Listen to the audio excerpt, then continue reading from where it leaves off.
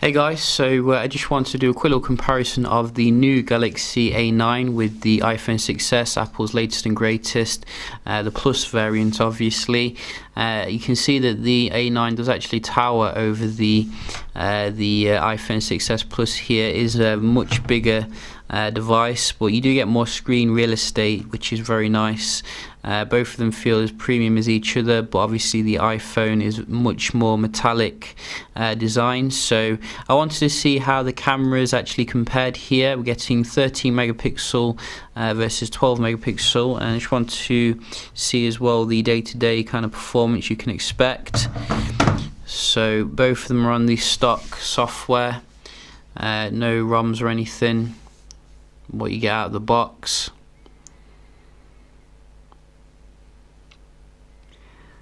And you can see iPhone has it locked down when it comes to the boot up.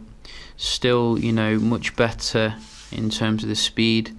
The Samsung not too far behind though, you know, and it's coming with the Snapdragon 652. So I don't think I've done a speed test before with this particular processor, and we can have a look how it compares against the Apple A9. So I'm just going to open up some day-to-day stuff. And also we do have Wish. So I think it takes a little bit longer to connect to the Wi-Fi. So I did notice the iPhone was a bit quicker there.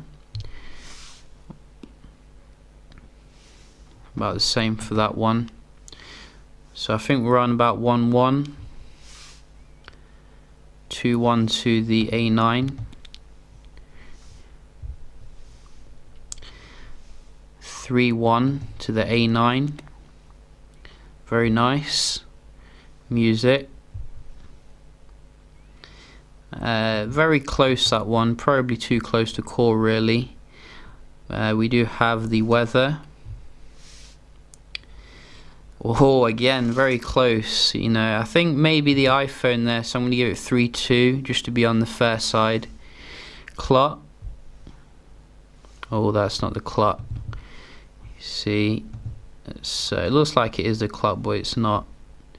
So we'll just open music again, and we will go back to the clock. So a little bit faster here, I think. 4.2. App Store. So I think that was quicker here, but it didn't have to load as much on the iPhone. We'll do that again for fairness. So go. Well, you know, not a huge difference really. We do have as well the S Health somewhere around here. So maybe a little bit quicker to come up here on the iPhone for that. We do also have the cameras. So I think that was quite similar. Obviously the iPhone has a receptacle, whereas this didn't. So, you know, it might look like it did come up faster, but it didn't, if you ask me. So really very similar performance here, you know. Very impressive actually from the Snapdragon 652.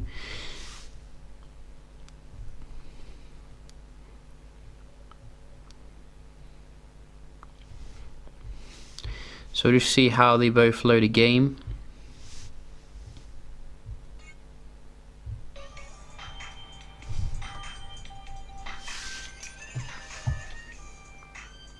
So obviously the A9 a little bit faster when it comes to loading the game, which is nice.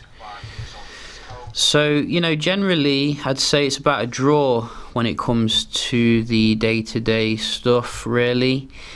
Some things are faster on the A9, some are on the iPhone, but when it comes to the game, I think it was a little bit more quicker on the iPhone. So if you're into gaming, maybe, you know, that's something to consider here if you're looking at these two handsets. We can just have a look as well at the browsing performance on both of them using the stock browsers that we do have. So we can just go to some random sites here, such as Yahoo, and a little bit faster here on the right maybe. What else do we have? Again, on the right you can see it loaded stuff a little bit quicker there. What about Verge? So we can just go to Verge.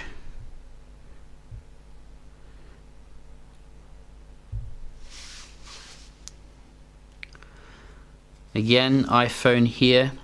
Maybe the rendering not the Snapdragon 652's strong point. I do notice a little bit of lag as well when moving down the screen here. You can see it is a little bit loady, but I do love the massive display there. Look at the amount of content you can get on that. That's ridiculous. You know, that is absolutely awesome for like a web browsing experience. And the screen looks amazing as well, like the AMOLED viewing angle. But I think the iPhone is a little bit quicker, if you ask me, when it comes to loading stuff on the page. So something to consider here if you are into your web browsing. We can just have a look as well at the speed of the Wi-Fi's here. I have already done a speed test with the A9 and it got a very mid-secure score. Maybe it was the time of the day, so we'll just do it again here, nice and quick. You can see that's a lot better.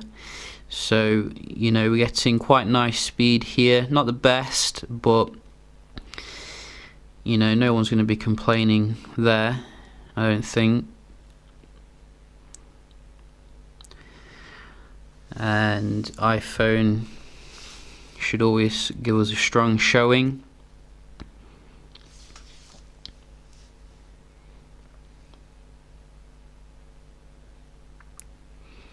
It doesn't disappoint, does it? So you can see it just pips the A9 here. Usually it's a bit stronger than that, but maybe those aliens are interfering with the reception. So, you know, we can see as well, upload very nice on the A9, a little bit better than the iPhone. Very interesting there. Now, the multitasking is something which I think you know, is quite important here. I don't have the greatest optimism, to be honest, based upon Android Marshmallow TouchWiz still having the issue.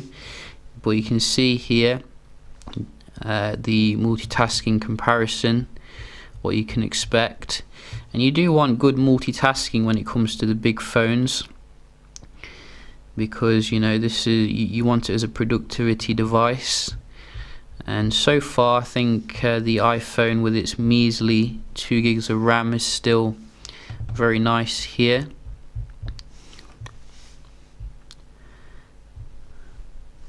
So open up a few more. Music and App Store. Didn't recognize my touch, so at least it didn't reload that one there on the A9. You know, it looks like it's kept a few more in memory than usual, but there we go again, a little reload. We can have a look at the game or the camera speed. How fast can you go back into the camera? So about the same. And finally the game.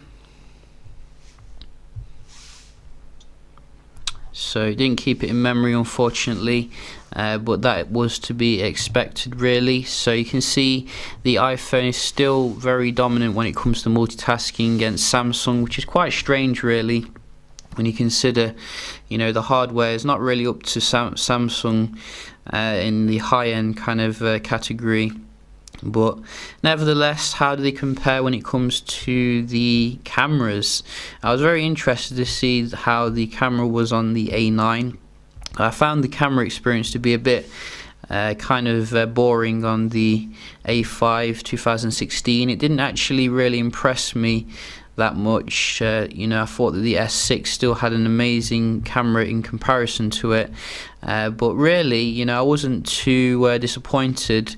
Really, it did the job. It didn't actually wow me. It wasn't a massive step forward. I think that Samsung is cutting corners a little bit when it comes to the camera tech on the A series to keep the price down, because they do need to differentiate at the end of the day and have like a high end and a mid-range, and I think the experience is a little bit more mid-range than some other offerings, but generally it does good in the low light category, about comparable with the iPhone, so you're not going to be disappointed, I don't think. iPhone does have 4K video recording, which is a nice bonus. I did actually do this comparison both in the 4x3, so you can see the full megapixel against obviously the iPhone, which does that by default. So I'm happy with the performance, but then again, I think Samsung could definitely give us a little bit more, probably for the money. It's a very expensive phone indeed. So you can also have a quick look at the video recording here, which we did do.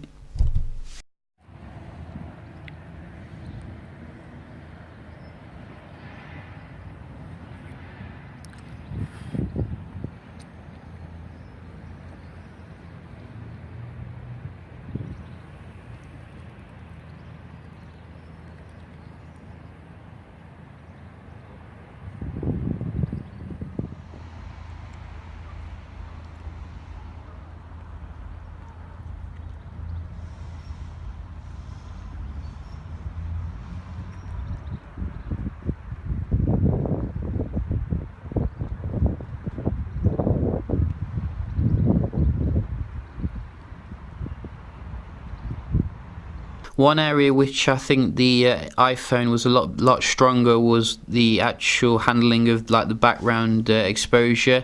Now and again, I think the A9 was a little bit slow when it came to like handling this. You can see here compared to the iPhone, but then again, as I said, it was very decent performance. Is it enough to sway you from the iPhone? Well, I think there's definitely some other areas to consider here. You're getting a massive display, which is absolutely beautiful.